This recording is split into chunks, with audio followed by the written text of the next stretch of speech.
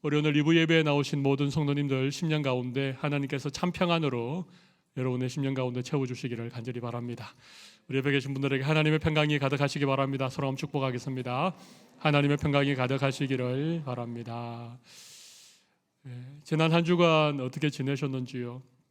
요즘 우리 귓가에 들려오는 세상의 소식들이 우리의 마음의 평안을 빼앗기도 하고 또 왠지 모를 두려움과 염려와 불안을 가져다 주기도 하는 그런 세상을 우리가 살고 있는 것 같습니다. 주일에 하나님을 예배한다는 것은 우리의 모든 무거운 짐들 또 염려와 걱정 근심들을 우리 주님 발 앞에 내려놓는 것을 의미한다고 생각합니다.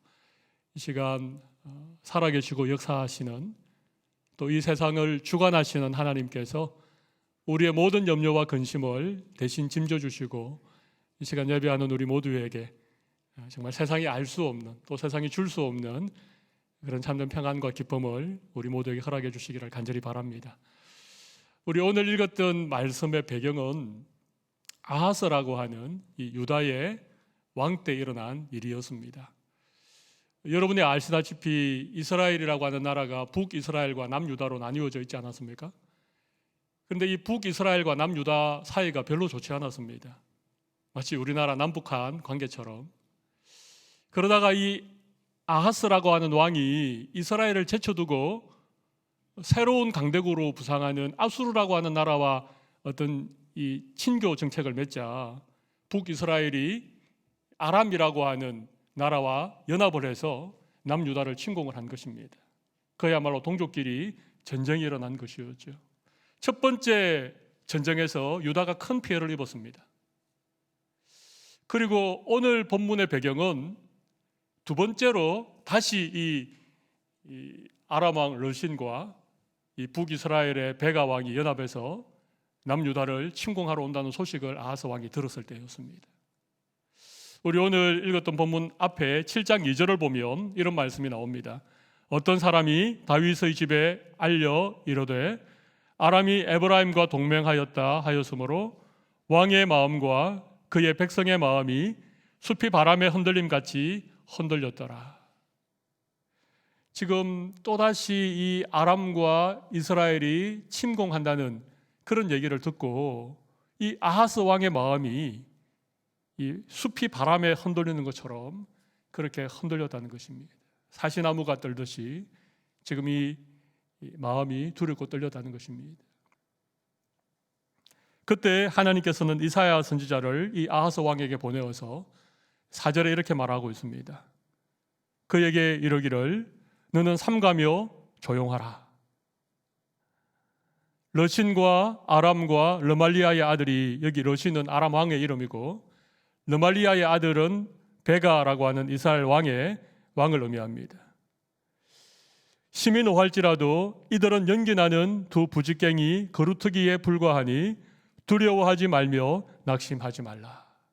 지금 숲이 바람에 흔들리는 것처럼 그렇게 흔들리고 두려워하는 아하스 왕에게 하나님께서는 이 아람 왕과 이스라엘 왕이 연합하여서 너를 침공할지라도 그들은 아무것도 아니다. 연기나는 부직갱이 거루트기 같다. 부직갱이는 여러분 혹시 아궁이에 불을 때 보신 분이 계십니까? 나무를 넣고 나무가 잘 타도록 이렇게 뭐라고 그럽니까? 이 긴 나무 작대기 같은 걸로 이렇게 하는 것이죠. 근데 그게 불이 붙어서 연기가 나는 거루트기는 조금밖에 남지 않았다는 얘기입니다. 아하스 왕의 마음을 두려워하고 심히 마음이 흔들릴 정도로 그렇게 이 아람 왕과 이스라엘 왕이 연합해서 유다를 침공하지만 그들은 아무것도 아니라는 것입니다. 그들은 연기나는 부직갱이 같은 존재들이니까 너는 두려워하지 말며 낙심하지 말라. 그렇게 말씀하셨습니다. 그리고 9절에는 이렇게 말씀하십니다.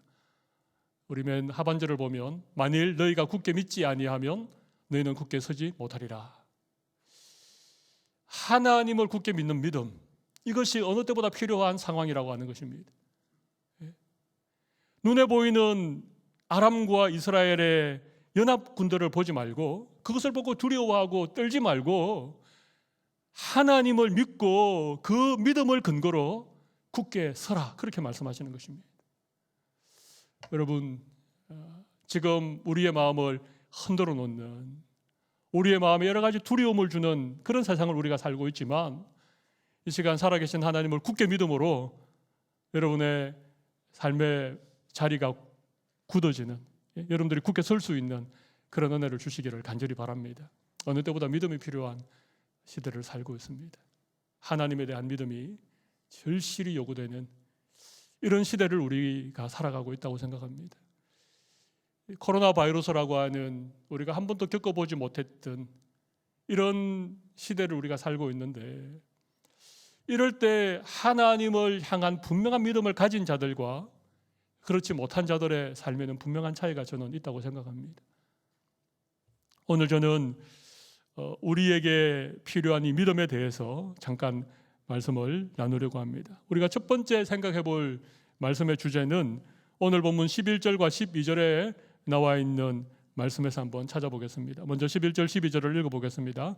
너는 내 하나님 여호와께 한 징조를 구하되 깊은 데에서든지 높은 데에서든지 구하라 하시니 아하스가 이르되 나는 구하지 아니하겠나이다. 나는 여호와를 시험하지 아니하겠나이다 한지라. 여러분, 하나님께 구하지 않는 것은 믿음이 아닙니다. 하나님께 구하지 않는 것은 불신앙이라고 하는 것입니다. 하나님은 나에게 구하라, 한 징조를 구하라, 그렇게 말씀하셨는데 이 아하스 왕은 하나님께 징조를 구하지 않았습니다. 그리고 그럴듯한 명분으로 나는 여호와를 시험하지 않겠습니다. 그런데 사실 이 아하스가 하나님을 시험하지 않으려고 하나님께 징조를 구하지 않은 것이 아닙니다. 이 아하스 왕에게는 믿을 만한 딴 구석이 있었기 때문에 그렇습니다. 아하스는 하나님을 신뢰하는 대신 그 당시 최강대국이었던 아수르라고 하는 나라를 믿고 있었기 때문에 하나님께 징조를 구하지 아니했던 것입니다. 눈에 보이지 않는 하나님보다 눈에 보이는 아수르라고 하는 강대국을 더 믿고 더 의지하는 이 아하스의 불신앙, 그로 말미암아 남유다가 겪어야 되는 수많은 고난과 수많은 아픔들을 이 아하스는 그 당시에는 몰랐을 것 같습니다. 여러분, 사실 하나님께서 우리에게 징조를 구하고 하나님의 은혜를 구하고 하나님의 도움의 손길을 구하라고 끊임없이 우리에게 말씀하시죠.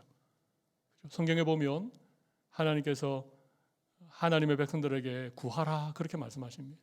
구하라, 찾아라, 두드려라. 무엇이든지 내 이름으로 구하라, 계속 말씀하시죠. 에스겔서에 보면 그래도 내 백성이 내게 구하여야 할지니라.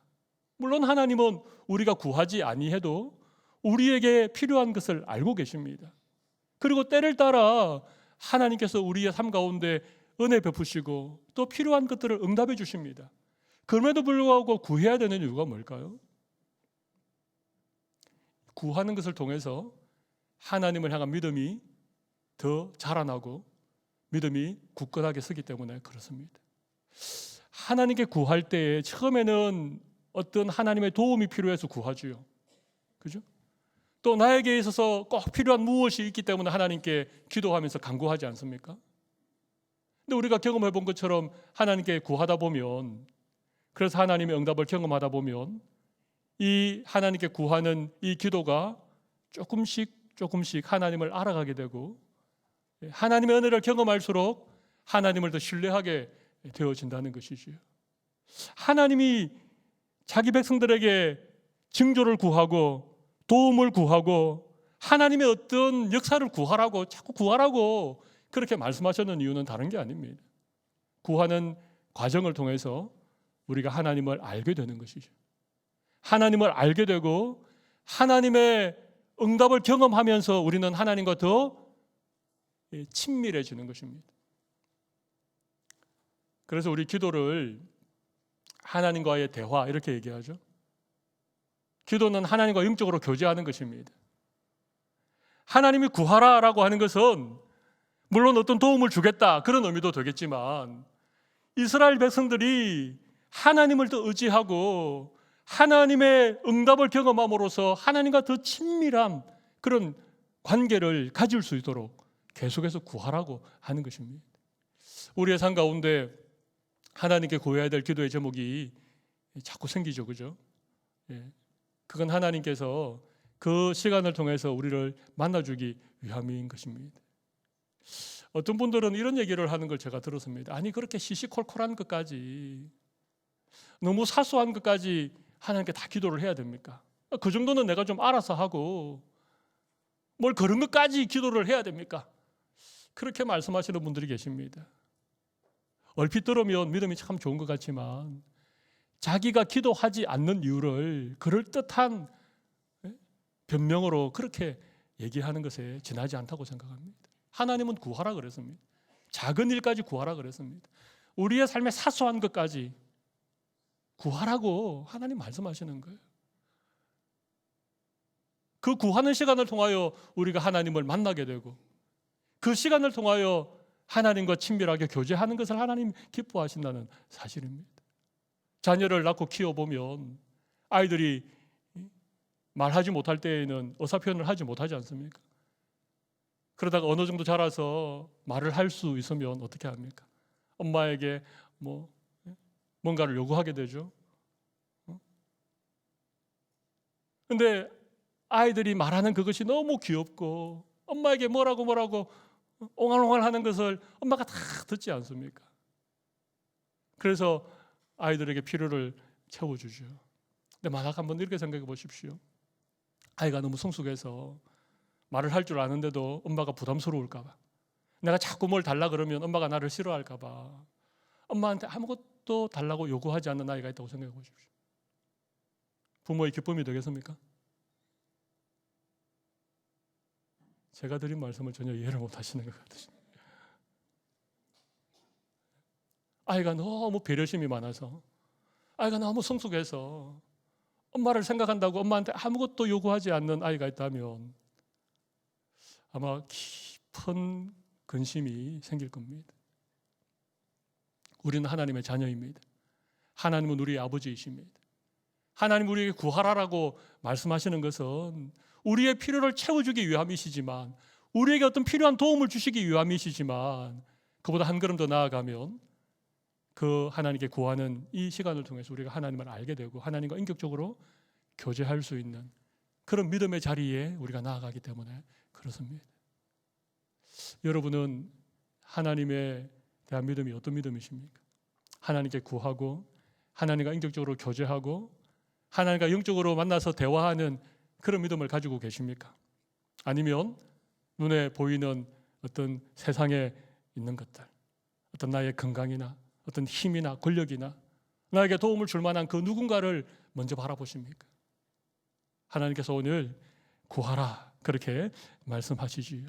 13절 말씀을 한번 보겠습니다. 13절 말씀 보시면 이사야가 이르되 다윗의 집이여 원하건대 들을지어다. 너희가 사람을 괴롭히고서 그것을 작은 일로 여겨 또 나의 하나님을 괴롭히려 하느냐. 여기 보면 하나님을 괴롭힌다 그런 표현이 나오죠. 지금 아하스 왕이 하나님의 마음을 괴롭히고 있다는 것입니다. 여러분, 하나님을 괴롭히는 것은 믿음이 아닙니다. 아하스가 하나님을 어떻게 괴롭혔을까요? 열왕기하 16장에 보면 이 아하스 왕의 행적에 관해서 기록을 하고 있는 부분이 나옵니다. 거기 2절에서 4절 말씀을 보면 이런 얘기가 있습니다.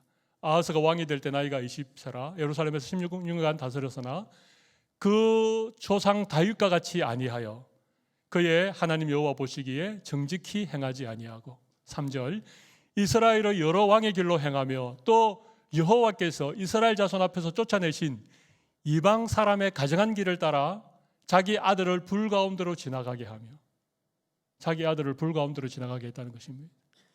또 산당들과 작은 산 위와 모든 푸른 나무 아래에서 제사를 드리며 분향하였더라. 하나님이 가장 싫어하는 것이 우상 숭배인데 이 아하스 왕 때에 다시 우상을 드리고 심지어 몰렉이라고 하는 인신 제사를 받는 우상까지 드려서 자기 아들을 불 가운데로 지나가게 했다는 것입니다. 그리고 모든 산과 푸른 나무 아래에 제단을 쌓고 거기에서 이방 우상들을 음란하게 섬기고 제사했던, 하나님이 가장 싫어하는 일을 앞장서서 했던 사람이 아하스입니다. 하나님은 우상 숭배를 싫어하십니다. 하나님은 인자가 많으시고 오래 참으시고, 하나님은 사랑이 풍성한 분이시지만 하나님이 참지 않고 하나님이 괴로워하는 게 뭔가 하면 우상 숭배입니다. 여러분, 하나님이 왜 우상 숭배를 힘들어 하실까요? 하나님이 십계명에서도 우상을 만들지 말라, 또 아무 형상이든지 만들지 말고 그것을 절하지 말라, 그래서니까 하나님 우상 숭배를 싫어하나 보다, 우리 그렇게 막연히 생각하고 계실지 모르겠는데 오늘 이 시간 한번 곰곰이 한번 생각해 보십시오. 하나님이 다른 것은 몰라도 왜 그렇게 우상 숭배를 싫어하시고 우상 숭배하는 것을 하나님이 괴로워하실 정도로 그렇게 싫어하실까? 왜 그럴까요? 우상은 비인격적인 존재입니다. 하나님은 인격적인 분이십니다. 우상 숭배라고 하는 것은 인격적인 하나님을 비인격적인 하나님으로 그렇게 대하기 때문에 하나님 우상 숭배 싫어하십니다. 우상을 어떻게 섬깁니까? 우상은 사람들이 손으로 어떤 형상을 만들고 그것을 신이라고 그렇게 부르면서 섬기지 않습니까? 그런데 여러분, 사람이 손으로 만든 우상이 인격을 가지고 있겠습니까? 그럴 수 없습니다. 그러니까 어떤 거창한 어떤 제사를 드리고 어떤 특별한 종교 의식을 통해서 그냥 자기들이 원하는 대로 그냥 섬기면 됩니다.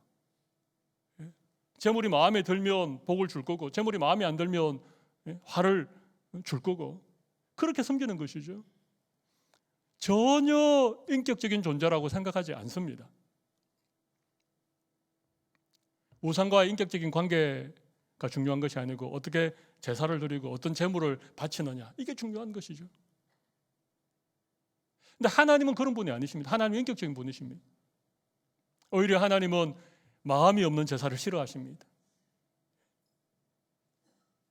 우리의 손에 들려있는 재물을 보시는 것이 아니라 우리의 마음의 중심을 살피시는 분이시기 때문에, 그러니까 재물만 좀 그럴듯하게 준비해서 드리면 끝인데, 그렇게 우상을 섬기는 것은 그냥 절기 때나 필요할 때 하면 되는데, 하나님은 재물을 보시는 것이 아니라 재물을 가져오는 사람들의 마음을 보시고 중심을 살피시니까 하나님 섬기는 것이 힘듭니다. 그러니까 이 이스라엘 사람들이, 이방 사람들이 우상 섬기는 것을 본받아서 자기들도 우상을 섬기기 시작한 것입니다. 여러분, 하나님은 유일하신 하나님이십니다. 그렇지 않습니까? 하나님은 다른 신들 가운데 한 분이 아니십니다. 하나님은 유일하신 분이시라고 하나님의 그 유일성에 대해서 계속해서 성경은 말하고 있습니다. 그런데 우상 숭배라고 하는 것은 유일하신 하나님을 여러 신들 가운데 그냥 한 신으로 그렇게 만드는 것이기 때문에 하나님은 그것을 싫어하십니다. 하나님은 전능하신 분이시죠.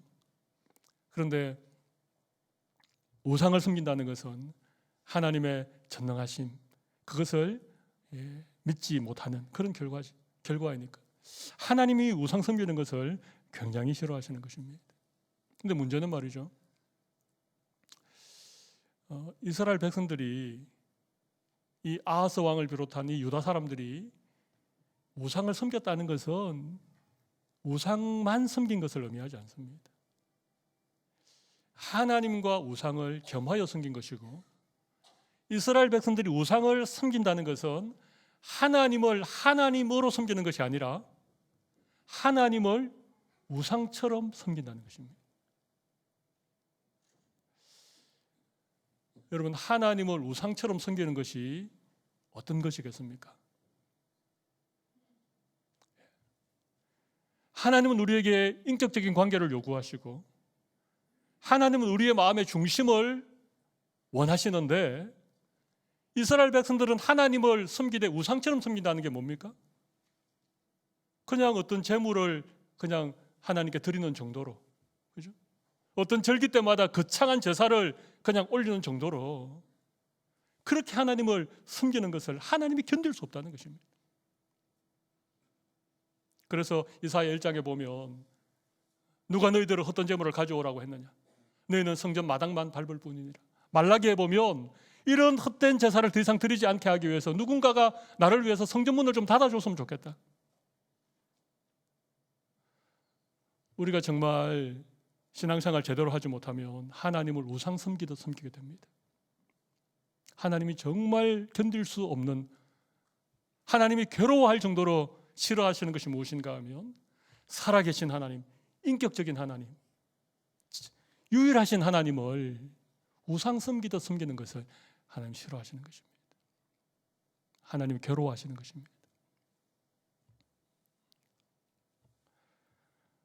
오늘도 살아계신 하나님께 우리가 예배하는 이 시간 정말 하나님과 인격적으로 만날 수 있는 은혜를 우리에게 주시기를 바랍니다. 하나님의 말씀을 하나님이 친히 하시는 하나님의 음성으로 들을 수 있는 그런 시간이 되면 정말 좋겠습니다. 하나님과 인격적인 만남, 하나님과 인격적인 믿음의 교제, 하나님이 정말 기뻐하시는 것입니다. 이런 믿음이 회복되는 귀한 은혜를 우리 모두에게 주시기를 바랍니다. 지금 아하스 왕은 하나님께 징조도 구하지 않았습니다. 그리고 한 걸음 더 나아가서 하나님을 괴롭게 하는 온갖 우상을 섬기고 하나님을 괴롭게 하는 그런 모습이었습니다. 그런데 놀라운 것은요, 그럼에도 불구하고 하나님은 이 아하스 왕에게 임마누엘의 약속을 허락하시고 계시다는 것입니다. 세 번째 생각해 볼 주제는 그럼에도 임마누엘의 약속을 주신다는 것입니다. 여러분 14절 말씀 보시죠. 이 말씀은 유명한 말씀입니다. 같이 한번 읽어볼까요? 그러므로 주께서 친히 징조를 너희에게 주실 것이라. 보라, 처녀가 잉태하여 아들을 낳을 것이요 그의 이름을 임마누엘이라 하리라. 징조를 구하지 않았는데도 하나님은 친히 징조를 주시겠다, 그렇게 말씀하십니다. 하나님을 괴롭게 하는 그런 아하스 왕에게 임마누엘의 약속을 주십니다. 여러분, 임마누엘의 무슨 뜻입니까? 그렇죠. 하나님이 자기 백성들과 함께 하신다. 하나님이 우리와 함께 하신다. 임마누엘 아닙니까? 그죠? 지금 아하스 왕이 하나님 앞에 범죄하고 하나님을 괴롭게 하고 그렇게 타락하고 그렇게 패역한 모습임에도 불구하고 하나님이 보여주신 징조가 뭡니까? 처녀가 잉태하여 아들을 낳을 것인데 그 이름을 임마누엘이라 하리라. 내가 너희와 함께 하겠다. 이 임마누엘이라고 하는 이 약속이 참 중요하다라고 저는 생각하는 게, 여러분, 임마누엘은 말 그대로 하나님이 우리와 함께 하신다는 것입니다. 하나님이 우리에게 늘 하셨던 약속은 임마누엘의 약속이었습니다. 내가 광야를 지날 때에도 내가 너와 함께 하겠다. 너희가 홍해를 건널 때에도 내가 너희와 함께 하겠다. 너희가 어떤 대적들과 더불어 전쟁을 할 때에도 내가 너희와 함께 하겠다. 늘 함께 하겠다는 약속이었습니다. 그런데 이스라엘 백성들은 이게 너무 부담스러웠던 겁니다. 하나님이 함께 한다는 게 한편으로는 좋지만 한편으로는 너무너무 부담스러운 일이었습니다. 이스라엘 백성들은 임마누엘을 원했던 게 아니고 이스라엘 백성들이 원했던 것은 해결사였습니다. 해결사. 어떤 문제가 생기면 어디에선가 나타나서 그 문제를 해결하고 다시 없어져 버리는, 마치 알라딘 램프 속에 있는 지니 요정처럼, 그죠?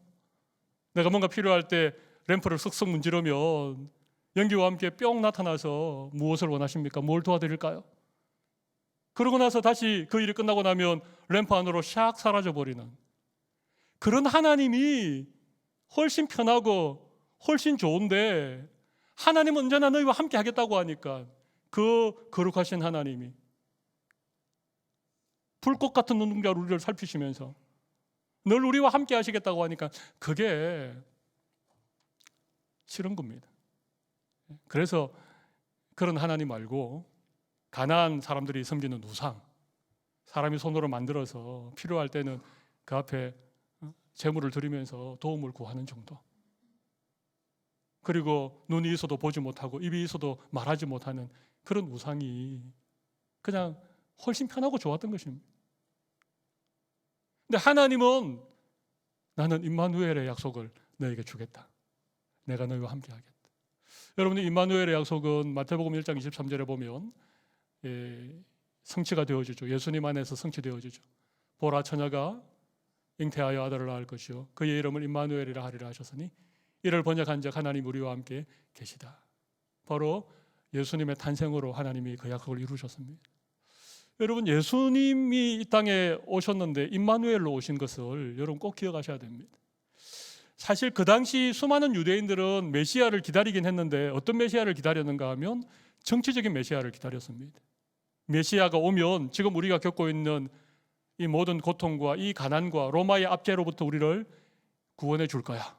그죠? 어떤 문제를 해결해 주는, 지금 로마라고 하는 나라가 유대 땅을 지금 통치하고 있는데 그들의 압제로부터 우리를 해방시켜 줄 그런 메시아를 유다 사람들은 기다리고 있었는데 예수님은 임마누엘로 오신 거예요.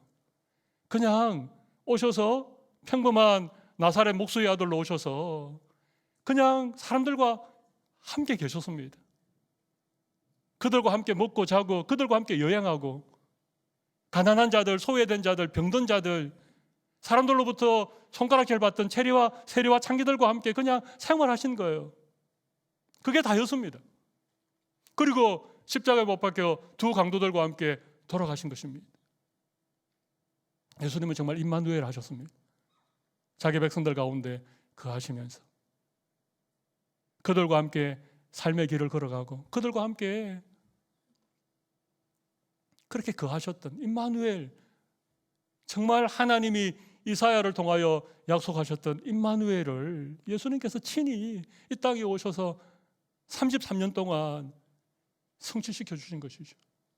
그리고 예수님이 자기 백성들을 떠나시면서 한 가지 약속을 더 하셨습니다. 내가 떠나고 나면 너희들에게 또 다른 보혜사를 보내겠다. 이 보혜사는요 파라클레이토스인데 곁에 계셔서 우리를 변호해 주시는 분, 그런 의미입니다. 파라라고 하는 것은 곁에 있다는 얘기입니다. 클레이토스라고 하는 것은 우리를 변호하신다는 의미입니다. 성령님은 우리 곁에 계셔서 우리를 도와주시고 우리를 변호해 주시는 분이십니다. 이것도 임마누엘이죠. 그죠?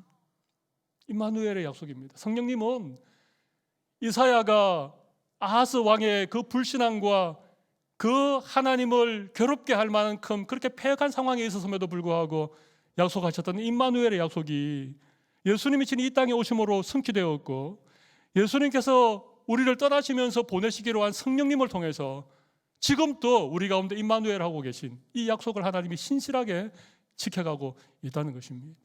여러분, 하나님은 우리에게 다른 것을 요구하지 않습니다. 하나님은 우리에게 임마누엘 하기를 원하십니다. 우리와 함께 거하시기를 원하십니다. 우리의 인생길을 함께 동행하시기를 하나님이 원하십니다. 하나님이 정말 원하시는 것이 무엇인지도 모르고 우리가 하나님 앞에 수없는 예배를 드린 게 무슨 의미가 있겠습니까? 우리가 하나님 정말 원하시는 것이 무엇인지도 모르고 우리가 주의 일을 한다고 밤낮 바쁘게 돌아다니는 게 무슨 의미가 있겠습니까? 하나님이 구하라, 그런데도 난 구하지 않겠다.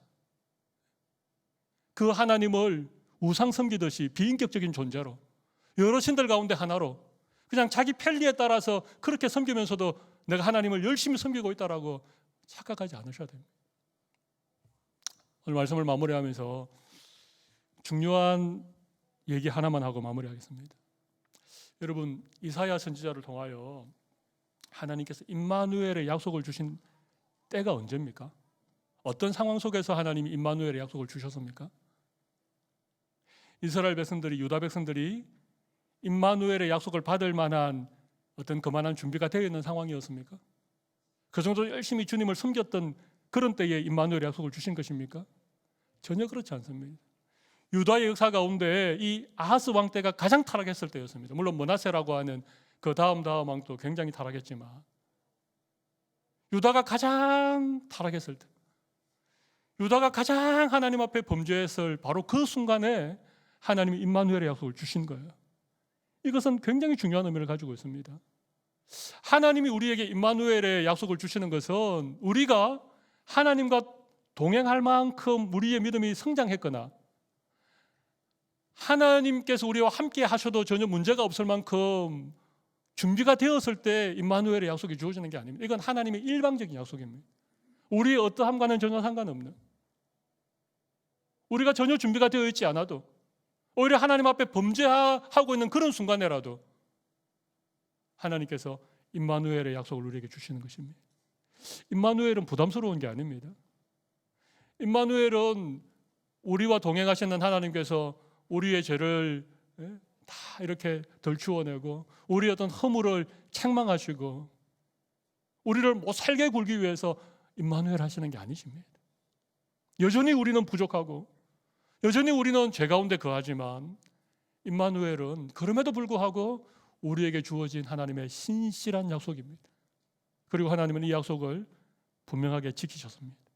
그로부터 700년이 흐른 그때에 예수님을 이 땅에 보내주셨습니다. 하나님의 외아들, 성자 하나님이신 예수님을 육신의 몸을 입고 이 땅에 보내주셨습니다.